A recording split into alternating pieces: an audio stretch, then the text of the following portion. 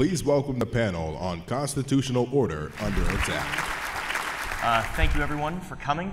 We're here to talk about threats to the constitutional order, or more specifically, I have the pleasure of introducing and asking some questions of Leonard Leo and John Yoo, two people who don't need any introduction to this group.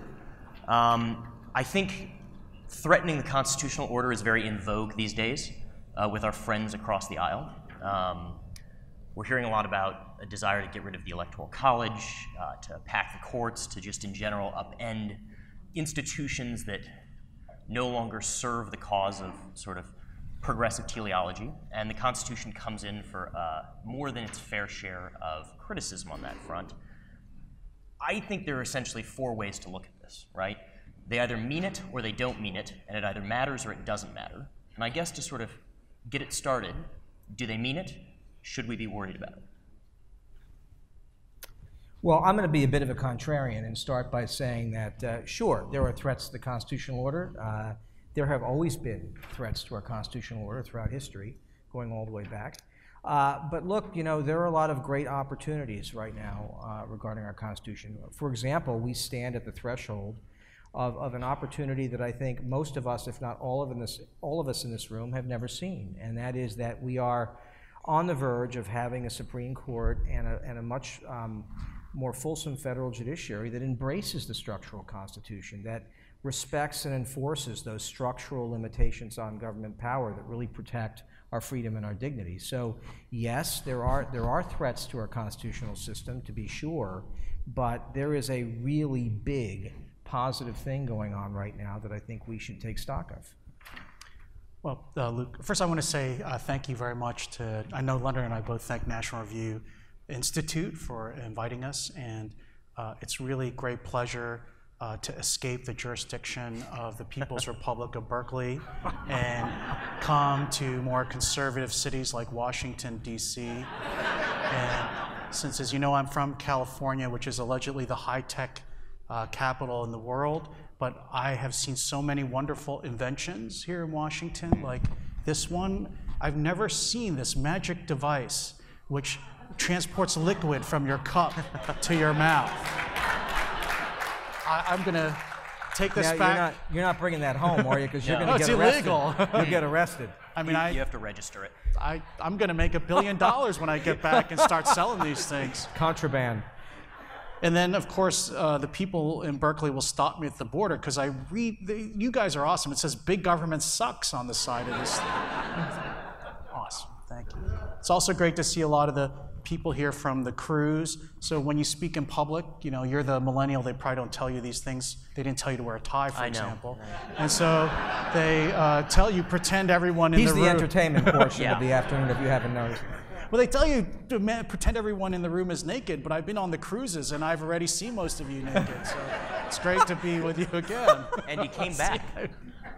So I would say, I agree with you. I think the progressives, not necessarily liberals, but progressives, I think are a threat to the constitutional order, and they mean it. And if you had started 2 years ago and asked people who's the bigger threat to the constitutional order, a lot of people might have said President Trump, right? He started out his administration with some very aggressive uses of presidential power, which he has moderated. In the meantime, the progressives who claimed they were defending the institutions from President Trump are the ones now calling for pulling down some of the mainstays of our constitutional order, not just the Electoral College, which I don't think would actually make it through, but it almost may, actually I don't know if you remember, the Constitution almost was amended in the years after Nixon won to amend the Constitution, get rid of the Electoral College, but to change the number of justices on the Supreme Court. So it's been 9 justices since 1869. Congress has the power to change the number of justices, but we've basically agreed as a society that we should not tinker with the number of judges because we don't like their decisions. Now you have at least, I think, 5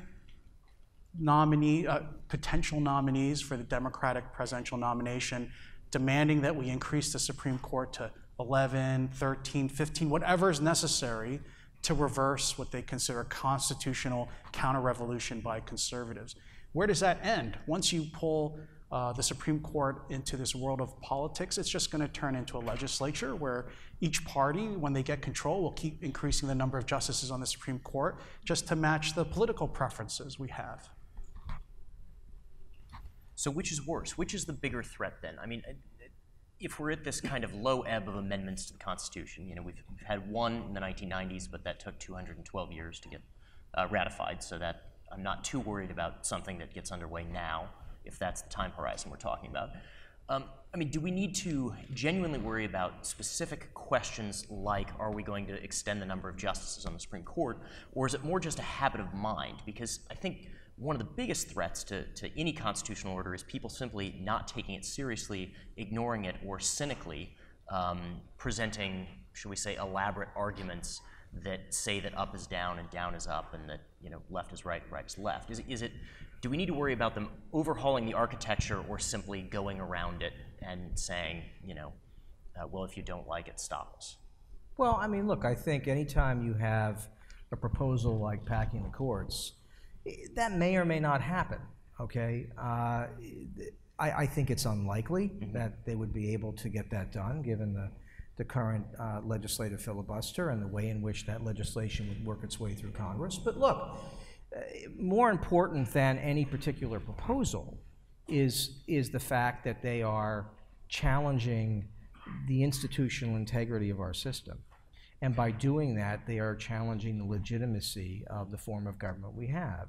So I'm less concerned about whether they can increase the number of justices, and more concerned about the way in which they talk about our justice system, the outcome-based approach that they have toward that. Similarly, am I concerned about whether they can transform the Electoral College? Maybe, maybe not. I don't know if they can. But there are so many threats to the concept of representative government in our country, not just that proposal, but the way in which they treat the First Amendment, the way in which they treat electoral and voter integrity in our country, right?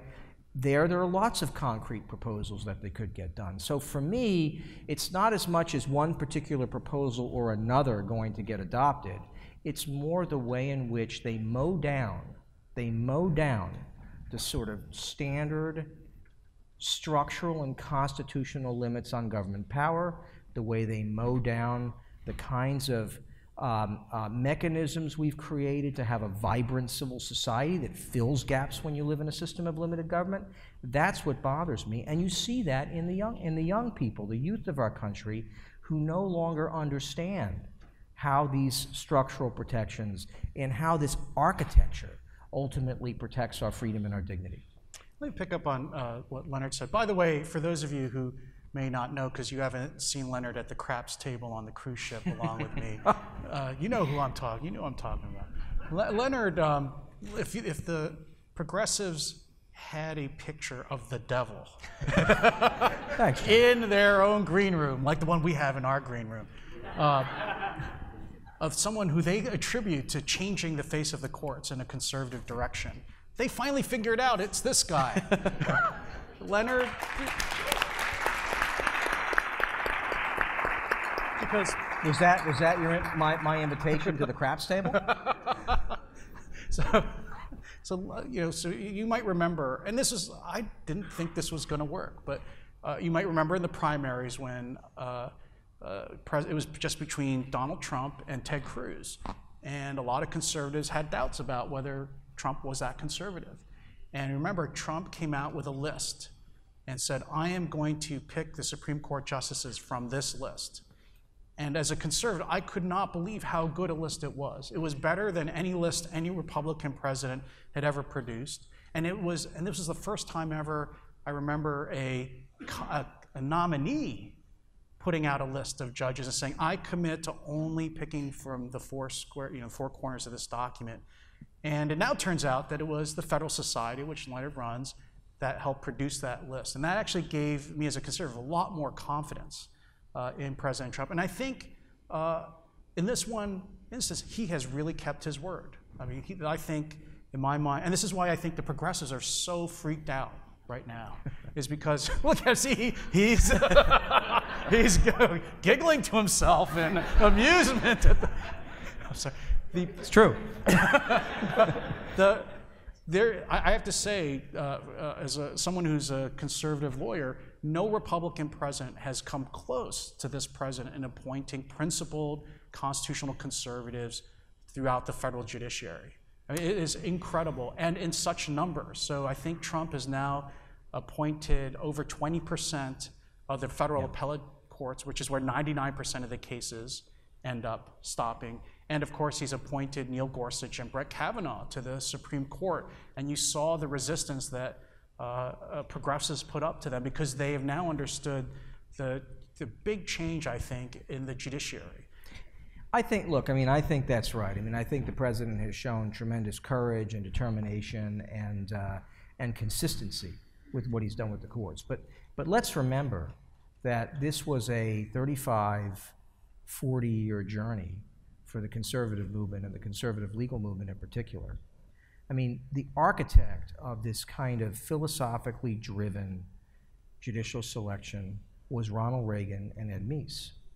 That was really the first presidential administration in modern history that recognized that instead of deciding you want to nominate someone because they were your frat buddy in college, or because some bar association said they were a good lawyer, presidents and attorneys general in the selection process were going to begin to look at, whether someone had the right judicial philosophy. So what we're seeing today is really the product of 35 plus years of really careful institutional building, infrastructure building, education. John, you've been a part of that. You're teaching. No, I haven't. I still want to get appointed to something. John, those days are long gone, buddy. Long gone. You just need to stay at the craps table. You're going to do best there. No, I mean, so that's at the end of the day what we're seeing today, and that's why, as you put it, progressives are so, quote, freaked out, right? Because we've built an infrastructure and a movement premised on ideas. What they have had is an outcome-based approach to legal theory and jurisprudence, which occasionally props up a particular interest group or coalition. But it's not an ideas-based movement that generates long-term goodwill. Yeah, I think there's just comments at two differences. The progressives and conservatives have both wanted to change the makeup of the courts, but for very different reasons. I think, as Leonard points out, conservatives are trying to put people on the bench who will actually return the Constitution to more of an original understanding, which gives more space for politics, right? So it's not that we want to use the courts to get our view on this or that through. It's that we want generally to let the states and the Congress to decide a lot of issues rather than the courts imposing them. Whereas I think progressives, what they want to do with the courts is to use them as an end around the political process. So if gay marriage won't go through at the states or won't go through at Congress, then just evade them totally. All you need is 5 justices on the Supreme Court, and you short-circuit the whole political process. And then the second point, I very much agree with what Leonard was saying, is that the original Constitution and the design worked well with the civil society that we have in the United States that makes us different than Europe, of mediating institutions, churches, social groups, even states that stand between us and the federal government. Progressives, and they are progressives because they can trace their roots back to Woodrow Wilson and Teddy Roosevelt. Their main mission has been to destroy the institutions in the Constitution because they stand in the way of majority rule. So Woodrow Wilson, who is, that's the founder of progressivism, his view was that the Constitution is obsolete and should be done away with. That we should get rid of the separation of powers, override states' rights, because they wanted to concentrate power ultimately in the federal government and even in the presidency and the political parties because they knew what was best. So I think even though we fight about the judiciary with progressives, we actually want to control it for very different reasons. So we had this giant fight over the Kavanaugh confirmation, and we saw some tremendously disgraceful behavior from the left, and both in terms of trying to circumvent a normal process and hearing process, and then also just bizarre, circus-like activity outside the court, people banging on the doors of the Supreme Court and all this.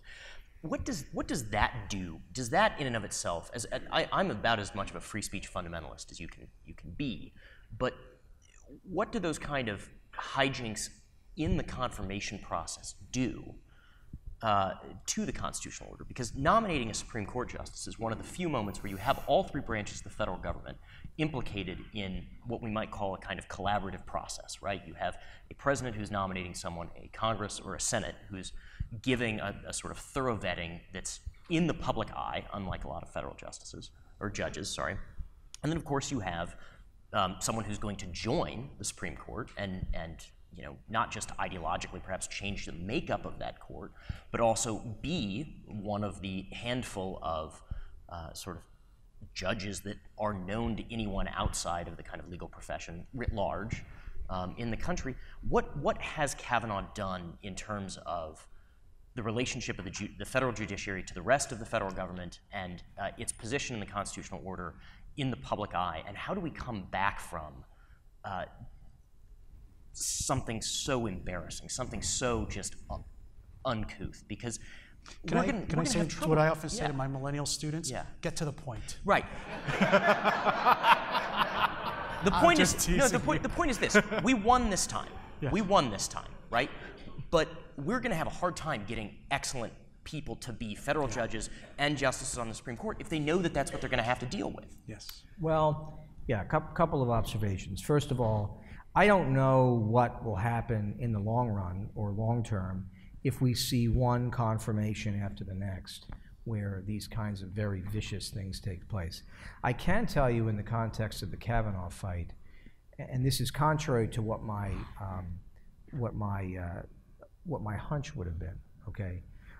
We do a lot of tracking of public respect for the court, credibility of the court. And interestingly, there was really no shift in the public's respect for the Supreme Court if you look at the data in the 12 months preceding the big Kavanaugh fight and then the few months following it. So that's good for now. This one inflection point didn't have the kind of negative impact that one thinks it could have had. Look, the problem we have here is two things. One, John alluded to it, okay? As long as you have one side in this fight who basically is looking for outcome-based decision-making, you are by necessity going to have a political confirmation process because one side is always going to be asking questions about how judges are going to decide particular cases, and they're going to foment interest group activity around their particular issues. That's a big problem. The second, and Justice Scalia used to talk about that a lot. He said as long as the court is viewed in political terms, confirmations are going to be political battlegrounds. Secondly, and this is where we get to the viciousness that you were talking about, look, the confirmation process is just a window into the broader social and cultural climate. We are a culture today that is obsessed with scandal. Most of what people do on social media is gossip, innuendo, and scandal. Many of the 24/7 news programs and news sites are about clickbait. I mean, we as a culture, we are unfortunately beset with a constant interest in scandal. And so it's no surprise that a confirmation process will degrade into that. And until you can begin to erode that sort of cultural and social appetite for that kind of junk, the confirmation process is going to be very susceptible to it. Let me pick up on something. Sorry for teasing you about your long It's question. what I'm here for. And you're not sorry, John. No, I'm Yeah, not he's sorry. not at about all. anything, none of it. I've known this guy for years, and he's never been sorry for anything. Oh man, here we go. You started it. So one thing you said, I'd like to pick up a different aspect. I quite agree with Leonard about what this means in terms of national politics, maybe a point about what it means about free speech, which you mentioned, Yeah. and people who go into the professions or young people. So if you saw the Kavanaugh hearings, or in our day, the Thomas hearings, or the Bork hearings, and you're a young person and you want to serve in government someday, what is the lesson you take away? don't exercise your right to free speech. I already see the effect in our schools and classrooms. Students I know are not saying what they think. They are uncomfortable hearing. Both conservative students at Berkeley? So actually, well, the great success about Berkeley is we made all the other universities as crazy liberal as we were. It's like a brand we exported. But I think even liberal students, right? If you're a liberal progressive student, you're not going to say what you think anymore either. Because you have no idea 30, 40 years from then, from your 20s, what people are going to make of you and what you say under changed social norms that are going to be, you have no idea what those are going to be in the future. We don't have this idea anymore that, well, that person was under 21. He's allowed to figure out what he thinks, right? This is what they're using against the lower court nominees now, are things they wrote when they were 17 years old as freshmen showing up in college for the first time, saying crazy things like, I think college admissions should be determined on SAT scores of merit. Right? There's a guy who's been nominated for the San Francisco Appeals Court who's being attacked right now because as a 17-year-old at Cornell, right? Yep. He wrote, I don't see why should we be considering race and gender in college admissions, and this is some great heresy upon which the progressives are trying to stop his confirmation. So I think this is a terrible thing because not just for national politics, but think our everyday society. If you cannot feel free to say what you think, if you can't feel free to think in a free way, then we are going to be doing self-censorship, and society is going to censor ourselves, and our society is going to suffer. Because do you want to have a lawyer who went to law school and never thought anything that pushed the envelope, or never considered an uncomfortable thought? Or would you trust that person to be the most vigorous defender of your interests if you were being prosecuted in a courtroom? Or do you want to have a doctor who's unwilling to think about abortion, or when does life start or not, because you're not allowed to think or talk about that in school? I think that's the kind of society. So I think that even though the progressives lost the Kavanaugh fight, I worry they're winning this larger cultural battle of imposing a kind of cultural uniformity on the rest of us in terms of what we feel is safe to say and think. I know Luke is already cringing as a millennial. He's like, where's my safe space? I feel so uncomfortable. Where can I run and hide? I'm starting to melt. But then you've both now said that culture is a huge problem. And as a general proposition, I think most of the people in this room agree that our politics are going to be downstream from our culture. But a written constitution, to a very great extent, checks the ability of culture to dominate the political order in a moment, because it's written, because you have the division and distribution. Here's the question is are we just a constitutional order floating on a culture, or can the Constitution contain us in this cultural moment so that we might be able to bridge into something better, more dignified in the future? Well, that's a tough question. I think our founders created a constitution that was meant to overcome the buffets of culture.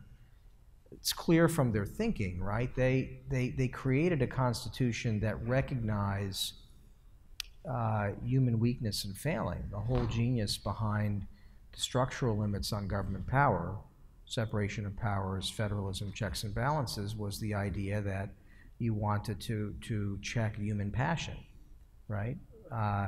So our Constitution was, I think, created to address that. I happen to believe that we are on the verge of reviving that structural Constitution, and I think that's one of the reasons why.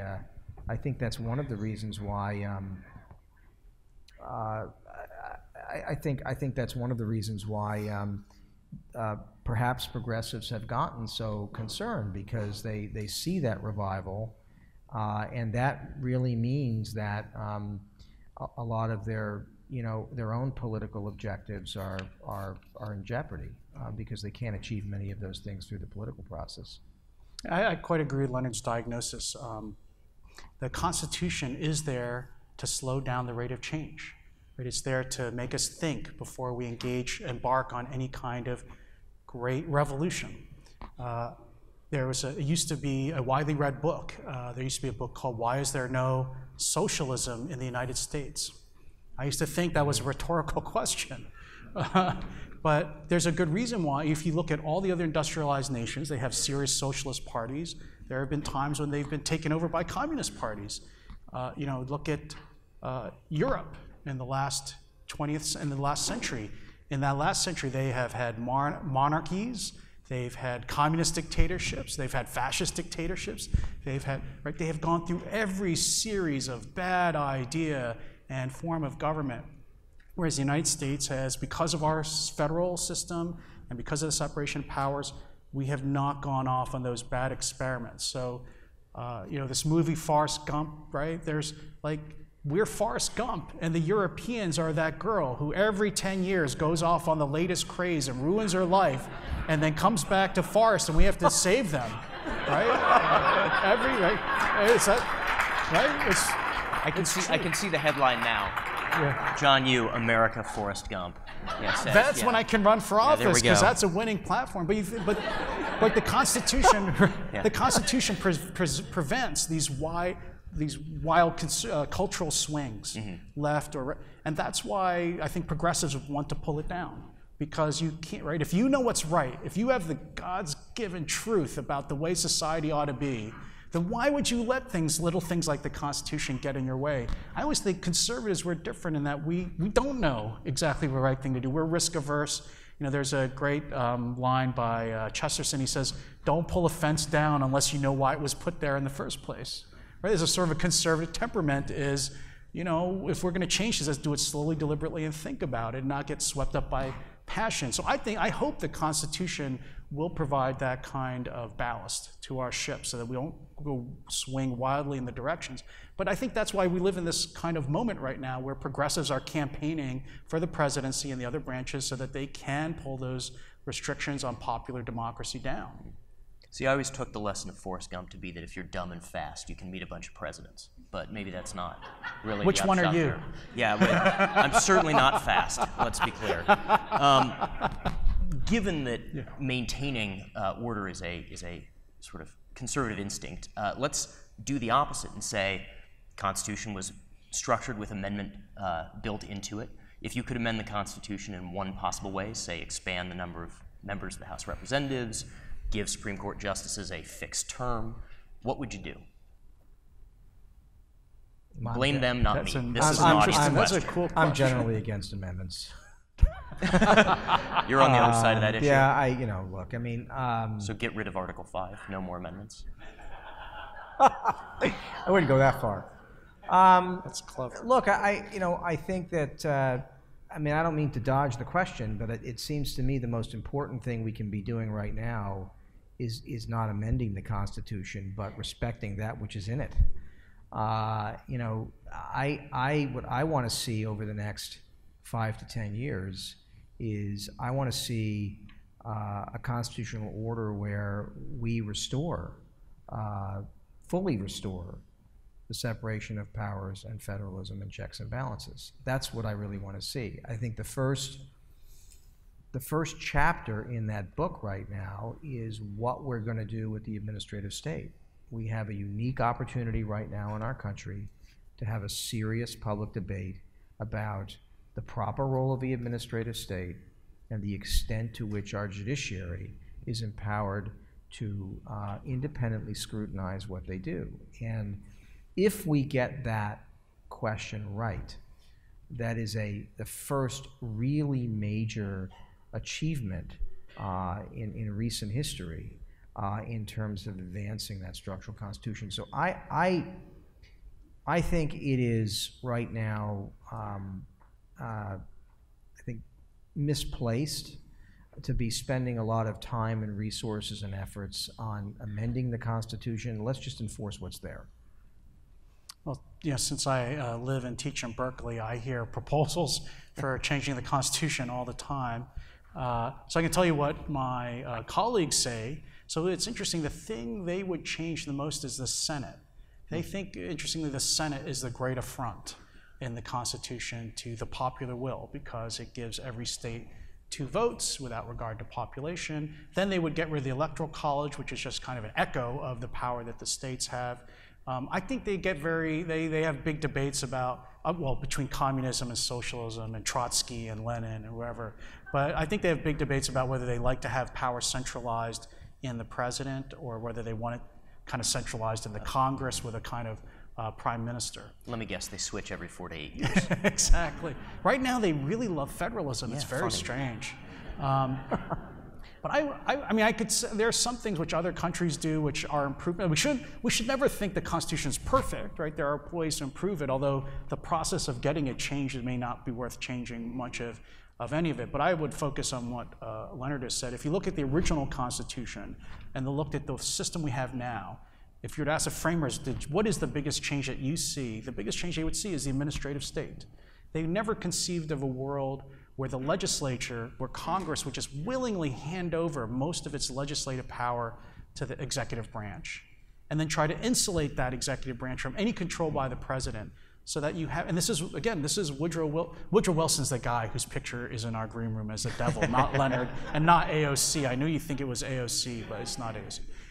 You know, Wilson, his whole idea was we have to have government by experts, by the smart people, the elites. We can't let the people influence policymaking. They're too stupid, right? They're not educated. They're not. So what he wanted, and we live in Wilson's republic, really. Let's create this gigantic administrative state, insulated from popular control, insulated from political influence, and let them make all the big decisions in society.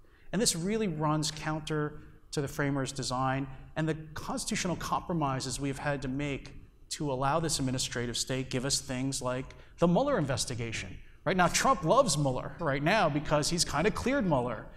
But the Mueller investigation, if you think about it, that's the high point of the administrative state at its best. Give this unlimited executive, prosecutorial, investigative power into one person who is pretty much protected from the normal methods we use to control the government, and let him have at it. Right? Let him have a sort of unlimited discretion to make the choices he wants to make. That's, you know, he is the high point. Mueller and independent counsels are the high point of the administrative state. This is not what the framers intended. And as Leonard said, if there's one thing I hope that the appointments that President Trump has made to the lower courts and to the Supreme Court, this I think does describe Gorsuch's and Kavanaugh's background. Oh, the progressives are coming for us. No, if you look at what they were doing, what Gorsuch and Kavanaugh were doing as lower court judges, they expressed this desire to pare back and reverse some of these doctrines which have allowed this mushrooming state, I think, to grow out of control. So if the administrative state is, and it does seem like we're getting some progress on Chevron. I got a Chevron-related question, which is always a good sign. You know, it's out there. If that's something that people are aware of as an ongoing threat to the constitutional order and something that we're able to fight back against, what's the kind of hidden movement afoot, either in the sort of the culture on the left or within government itself, that's secretly undermining or eroding the constitutional order? What's the threat around the corner? Oh, there's quite a number, actually. The biggest one. The biggest one. Well, can I give you two? Or, I'll allow it. Thank you so much. That means, John, you get none. I get zero. That's fine. Zero. So the two I would say are first, and I mentioned them before. First is the First Amendment. I mean, you cannot have the kind of representative government we have. You cannot have the kind of freedom and dignity we have historically enjoyed in this country without freedom of speech and freedom of expression.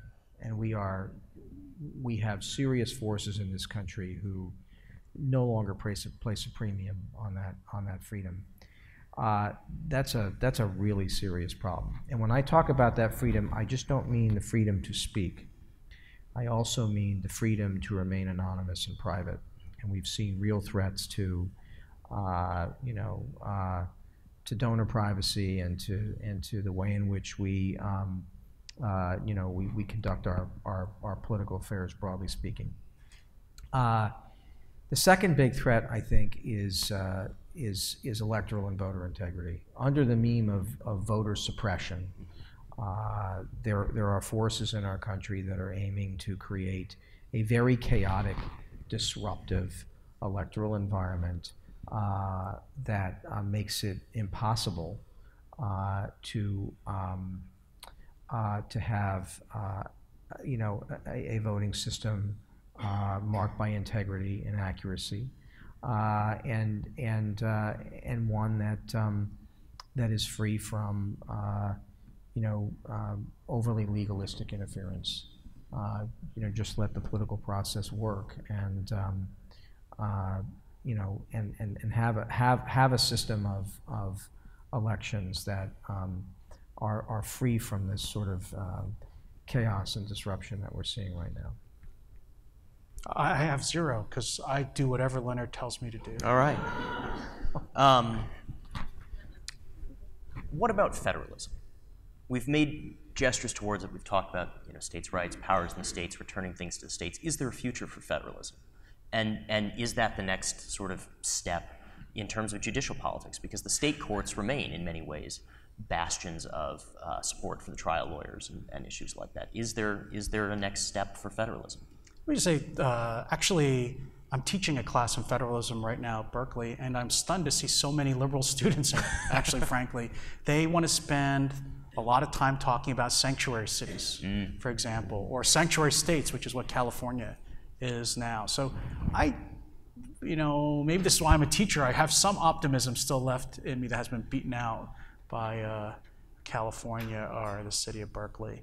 But maybe this is a moment when conservatives and liberals can agree that it's actually good to have a structured government where power is dispersed, that you don't want it all concentrated in the federal government, and that we should have, as the founders intended, the primary policy making to occur at the state level.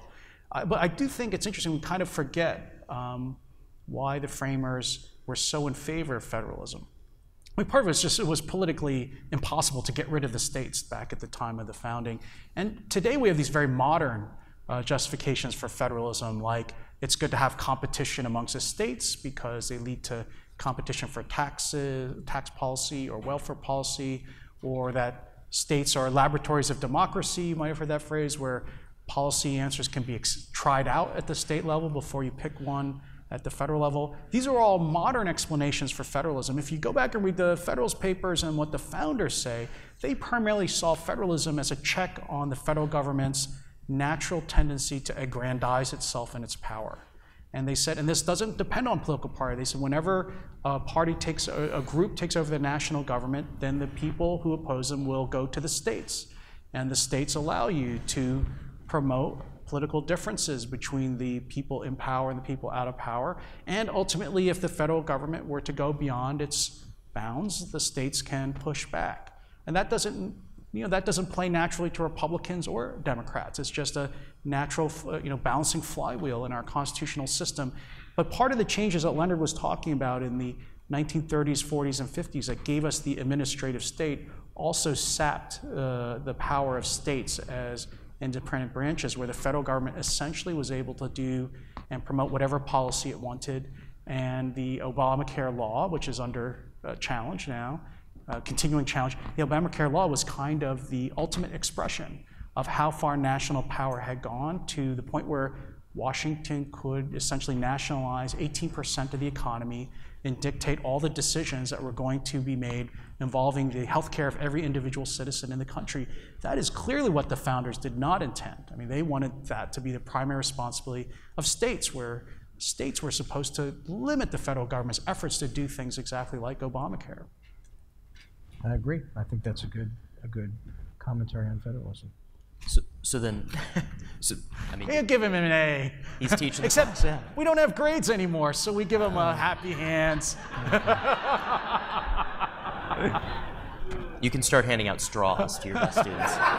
Well, no, that's right. I wish this were not true, but I have to compete with them petting llamas before exams to de-stress them. Also, there's a waiting period for straws. Background check. Yeah, background check, which brings me to another one of the audience questions, which is, are we going to get a national Second Amendment? And let's say, for instance, First Amendment jurisprudence. Are we going to get what? A national Second Amendment. Is it really going to be finally national so that we can override are we going to have a court system that's willing to force municipalities and blue states to accept the Second Amendment as it is, to allow people to have the right to keep and bear arms? Well, that seems to be the direction that we're headed in. There have been an increasing number of judicial opinions both at the Supreme Court level and starting, of course, with Justice Scalia's, brilliant opinion in Heller, and then also a number of Court of Appeals decisions below that are looking carefully at the original meaning behind the Second Amendment and are finding that, stop the presses, citizens actually have a right to bear arms. So, I mean, I think that's, I think that is where the jurisprudence is probably headed. The interesting question will be, and this is something that originalists have to sort out, how far does that go? I mean, Justice Scalia's opinion really kind of left, and John's the expert here, but I think kind of left that open a bit.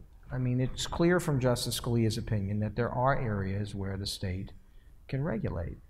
And so, I think this is one of those areas where the court is going to reinforce the fundamental precept of the Second Amendment, but then we're going to have a number of years of sparring at the lower court level trying to figure out what kinds of reasonable regulations are available. That's why I think the work that Leonard and the Federalist Society have been doing are so important, because when Luke says, what is the Second Amendment actually going to look like in practice? That's not really the Supreme Court at work. That is the trial judges and the appellate judges, of which there are about 850 of these lower court judges.